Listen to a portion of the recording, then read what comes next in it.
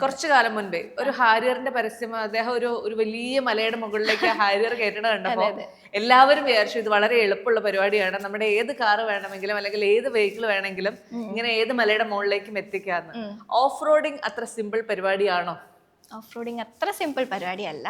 ഇപ്പോൾ പറഞ്ഞത് ഡോക്ടർ ഫഹദിനെ കുറിച്ചാണ്. കേരളത്തിലേക്ക് ആദ്യത്തെ RFC ട്രോഫി കൊണ്ടുവരുന്നത് പുള്ളിയുടെ ടീമാണ്. Is N exceptional driver. നമ്മളെപ്പോഴും പോയി കണ്ട് പഠിക്കുന്ന ഒരു ഇതാണ്. പുള്ളി RFC ചാമ്പ്യൻ ആണ് ലാസ്റ്റ് ഇയർ. ഇപ്പം നമ്മൾ ഈ എടുക്കുന്ന ഒരു ഒബ്സ്റ്റക്കിൾ നമ്മൾ അതിനെ എങ്ങനെ നെഗോഷിയേറ്റ് ചെയ്യണം, അതിനെ എങ്ങനെ അപ്രോച്ച് ചെയ്യണം എന്നുള്ളതിൽ തന്നെ കുറേ ടെക്നിക്കാലിറ്റീസ് ഉണ്ട്. നമ്മളെ ട്രാക്ക് കാണിക്കും. ആദ്യം നമ്മൾ ട്രാക്ക് നടന്ന് നോക്കും.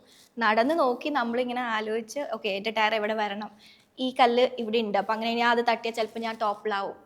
അപ്പം അങ്ങനെ വരെ നമ്മൾ എന്താ പറയുക, നമ്മൾ മെൻ്റലി അതങ്ങ് ബൈഹാർട്ട് ചെയ്യണം. ട്രാക്കിൻ്റെ വേയും പ്ലസ് എങ്ങനെ ഞാൻ ആ ഒബ്സ്റ്റക്കിളിനെ അപ്രോച്ച് ചെയ്യണം. കാരണം വണ്ടി കയറിയാൽ നമുക്കിത് കാണാൻ പറ്റില്ല.